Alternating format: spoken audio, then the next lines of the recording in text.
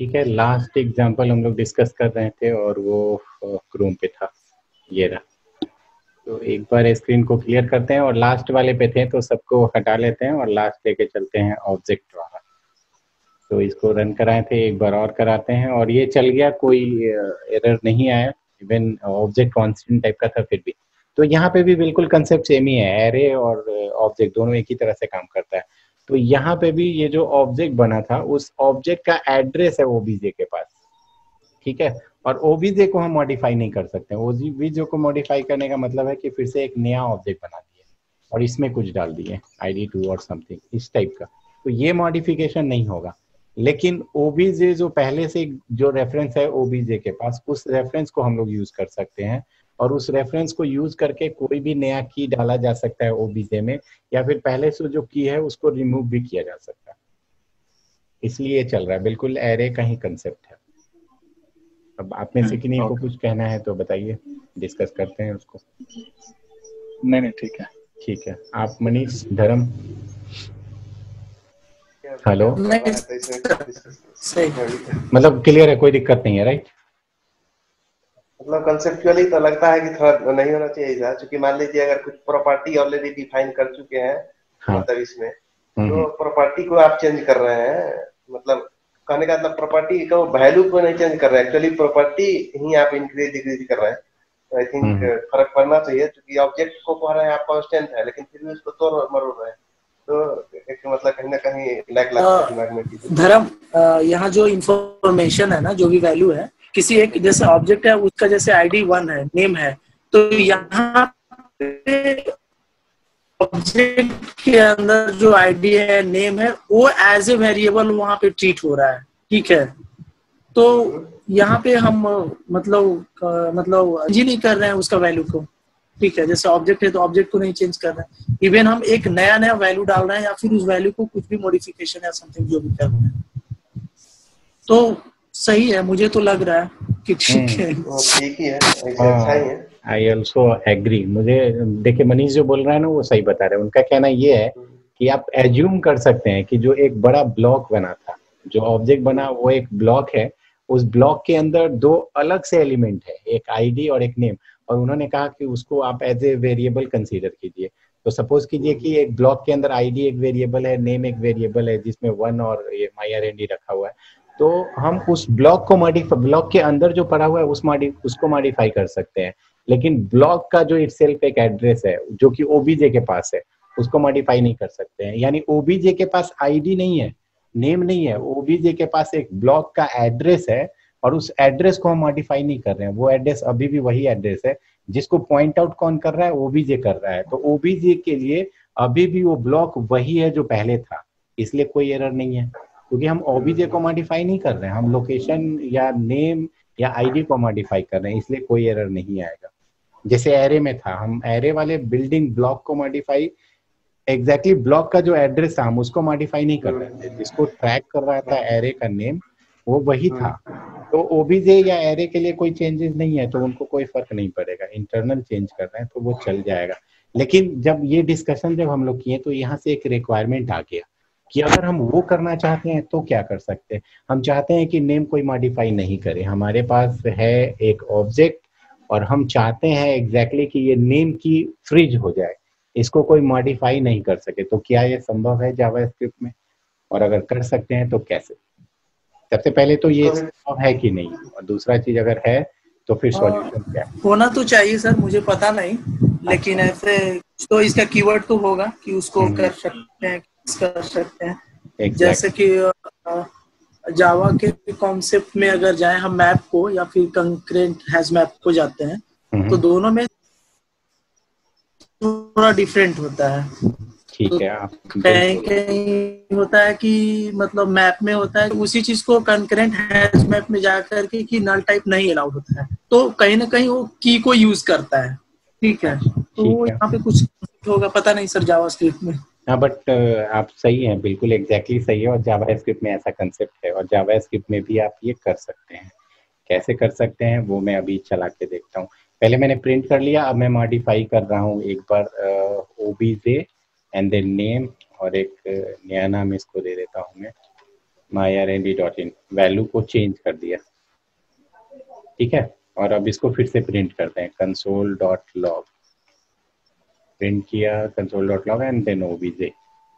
अब इसको चला, तो ये प्रिंट हो रहा है, मतलब चेंज भी हो गया वैल्यू, क्योंकि अब ये फ्रिज नहीं है, लॉक नहीं है। तो अब हम क्या करने वाले हैं, फ्रिज एक dot name, basically I think शायद मैं सिंटेक्स भूल रहा हूँ, फ्रिज काइंड ऑफ ही एक होता है, एक बार इमीडिएटली इसको चला के देखते हैं।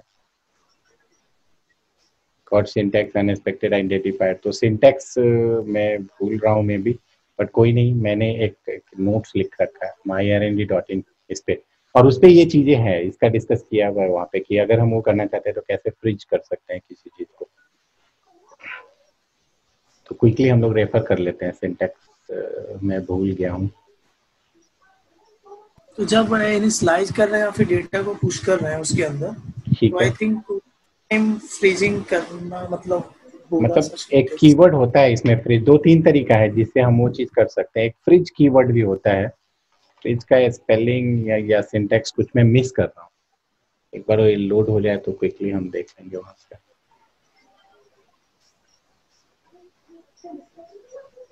यहाँ पे कंसेप्ट होता है म्यूटेबल, आई म्यूटेबल सुने होंगे पहले से। आई म्यूटेबल मतलब रीड ओनली, और म्यूटेबल मतलब चेंजेबल। तो आई म्यूटेबल हम यहाँ पे बना सकते हैं, नेम को या आईडी को या पूरा का पूरा ऑब्जेक्ट को बनाया जा सकता है। इतना स्लो क्यों हो गया, लोड ही नहीं हो रहा है। आप लोग के पास खुल पा रहा है क्या, एक बार खोल के देखिए myrnd.in। अच्छा हो गया, ओपन हो गया। तो इसमें कुछ चीजें हैं और उसको देखिए कहीं पे होगा, convert an object, deep copy, duplicate occurrence, read only, how to make an object read only और आई म्यूटेबल। तो इसको एक्सपैंड करते हैं और यहाँ पे दिया ऑब्जेक्ट डॉट फ्रिज, सॉरी ये सिंटेक्स में भूल गया था, डायरेक्ट यहाँ पे दिया ऑब्जेक्ट डॉट फ्रिज, ये हम यूज कर सकते हैं। तो ये ले लीजिए, दूसरा ऑप्शन भी है, सील भी है, ऑब्जेक्ट डॉट सील। चलिए एक बार इसको रेफर ही कर लेते हैं, ज्यादा इजी होगा हमारे लिए।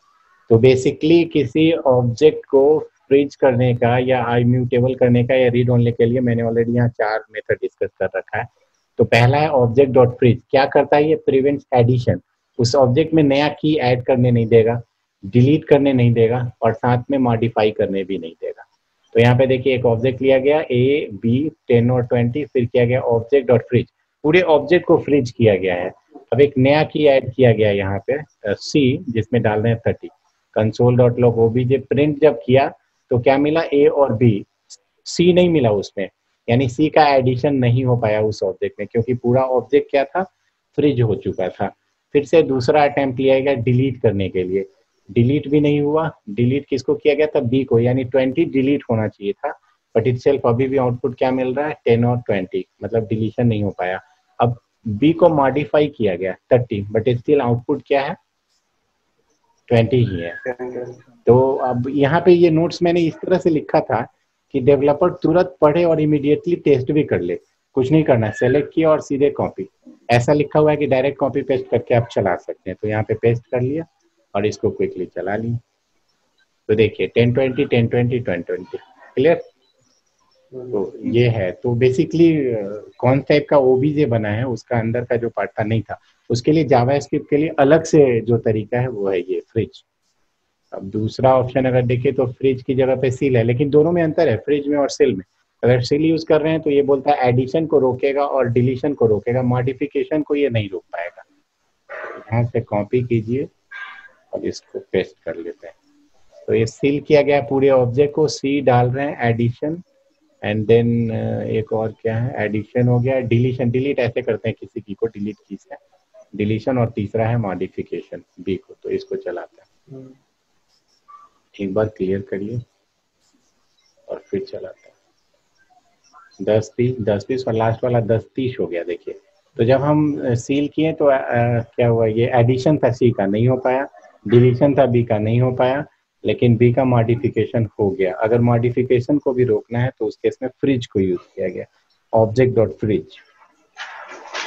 2 ही एनफ है वैसे तो, आगे अगर देखें तो तीसरा भी है, प्रिवेंट एक्सटेंशंस, और ये सिर्फ एक्सटेंशंस को रोकता है, यानी एडिशन को रोकता है। ये क्लियर है, चलाने की जरूरत नहीं है इसमें।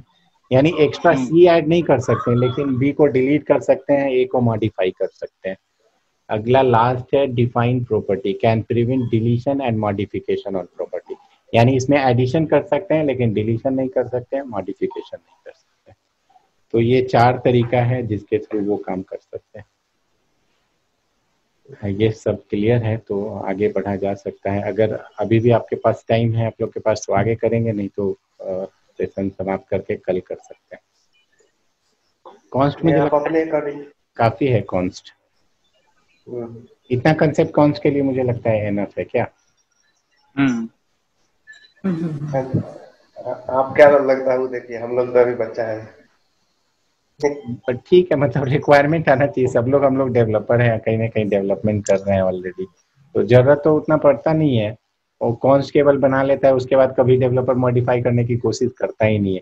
अलग बात है एक्सीडेंटली अगर मॉडिफाई हो जाता है तो क्या, लेकिन ऐसा करना ही नहीं चाहिए।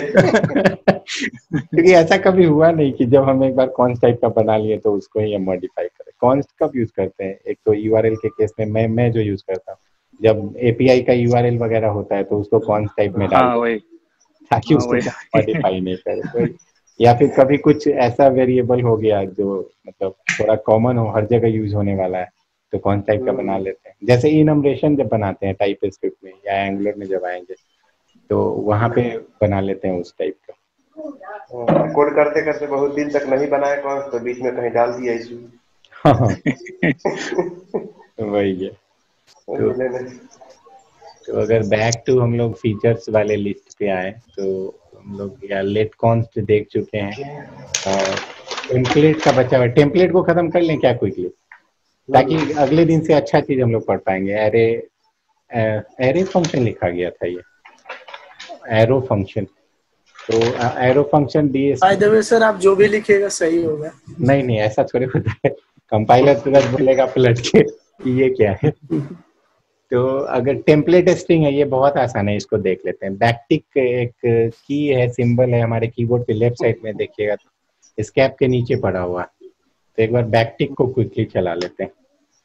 जैसे 2 वेरिएबल, जैसे सिंपली एक वेरिएबल बना लिए x और x में पड़ा हुआ है 20 और इसका वैल्यू प्रिंट करना है हमें, तो इन जनरल हम लोग क्या लिखते थे, कॉन्स्ट कंसोल लॉग, या दूसरे लैंग्वेज में भी आएंगे तो वैल्यू ऑफ x कुछ सेपरेटर डाल दिए इक्वल टू या कुछ भी, और उसके बाद प्लस लिख के, और ये यूज करते थे x, यही करते होंगे राइट।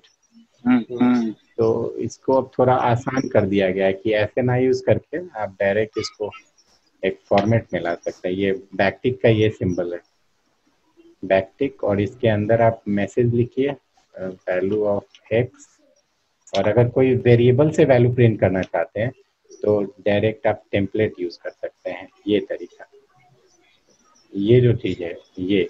अब इसके अंदर अगर कोई वेरिएबल लिख दिए जैसे x, तो पहले इसको इवेलुएट करेगा डॉलर और ये कर्ली ब्रेस के अंदर है, और यहाँ पे उसका वैल्यू ड्रॉप कर देगा, तो x का वैल्यू यहाँ पे ड्रॉप हो जाएगा और उसके बाद ये प्रिंट करेगा। इसको चलाते हैं तो ये सिंटैक्स ज्यादा अच्छा है और इसी को यूज करता हूँ मैं। और ये बैकटिक के मतलब सर लेकिन ये तो डिफिकल्ट हो गया सर। कैसे डिफिकल्ट हो गया? पहले से आप डॉलर यूज कीजिए, कर्ली ब्रेस ओपन कीजिए, क्लोज कीजिए, पहले तो बस प्लस ऑपरेटर लगा करके।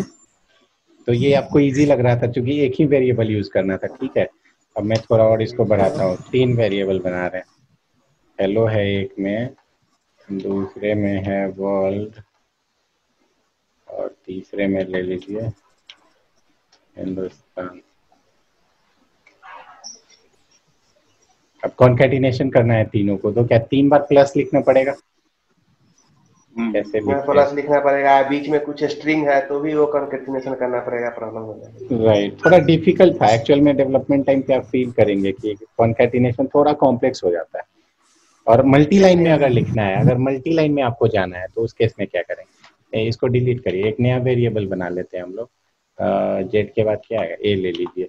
अब हमें मल्टी लाइन में इसको करना है, या मल्टी लाइन में कुछ लिखना है कोडिंग, स्ट्रिंग को ना मल्टी लाइन में लिखना है, एक लाइन में नहीं, तो वो और डिफिकल्ट था। अब जैसे बिना वेरिएबल का भी मैं लिख रहा हूँ, ऐसे लिख दिए और निचले लाइन पे ये लिख दिए वर्ल्ड और फिर ये हिंदुस्तान।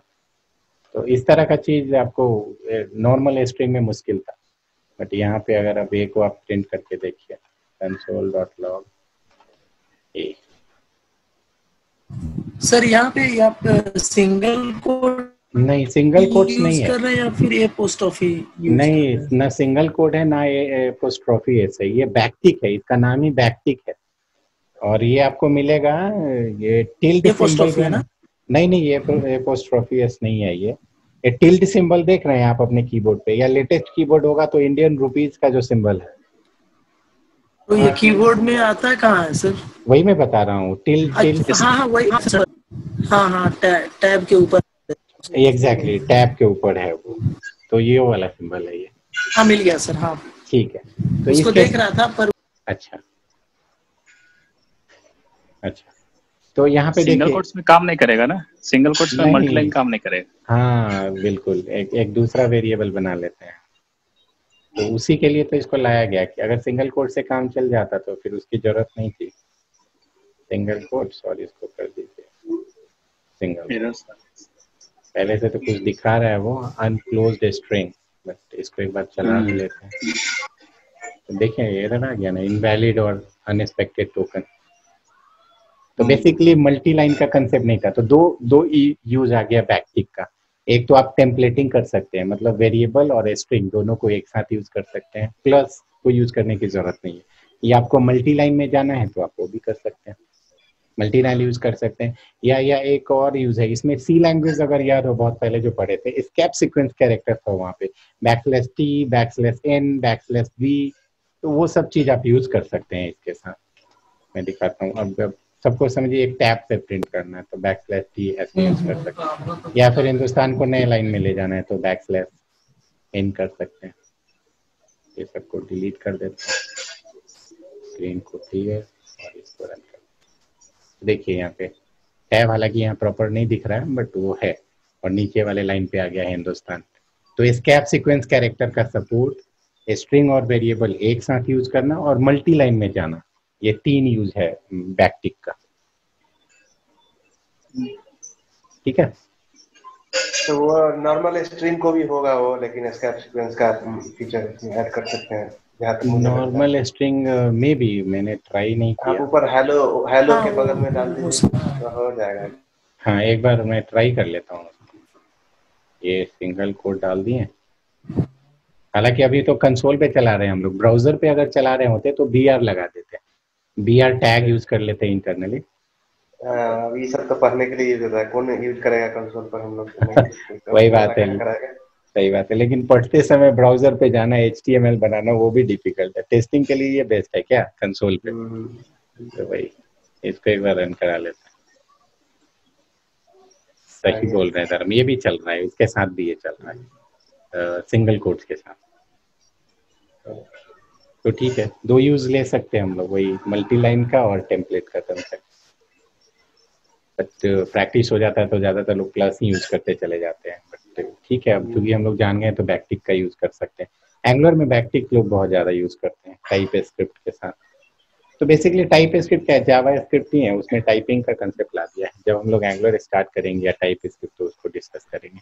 आज के लिए इतना ही पे रैप करते हैं, और कल फिर जो हमारा जब सेशन होगा तो कल ये arrow function, object D structuring, या फिर एटलीस्ट यहाँ तक तो खत्म कर सकते हैं कल, एरो फंक्शन डी स्ट्रक्चरिंग,